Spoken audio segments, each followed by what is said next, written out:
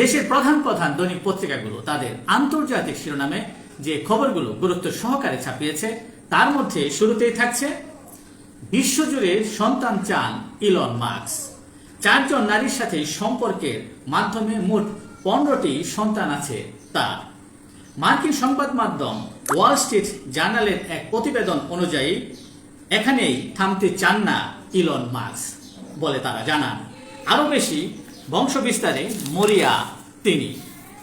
সন্তান বাহিনী তৈরি করতে চান বলেও জানানো হয় প্রতিবেদনে।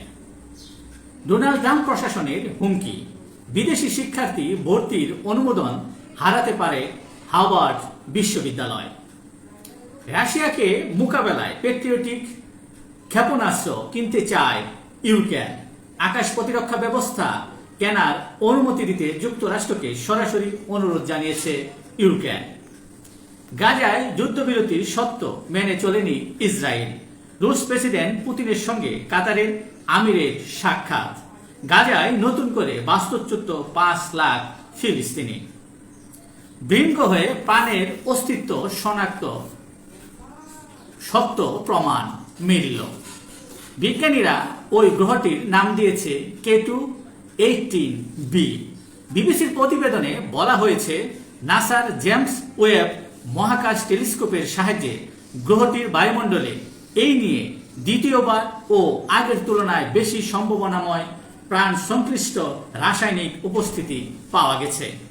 বিজ্ঞানীদের দাবি তারা সেখানে এমন অণুর চিহ্ন পেয়েছে পৃথিবীতে যেগুলো কেবল ক্ষুদ্র সরল অণুজীবেই মেলে। এই ছিল দেশের প্রধান প্রধান দৈনিক পত্রিকার শিরোনামে উঠে আসা শীর্ষ সংবাদ, যা নিয়ে এতক্ষণ আপনাদের মাঝে উপস্থিত ছিলাম। আশা করি আপনাদের ভালোই লেগেছে।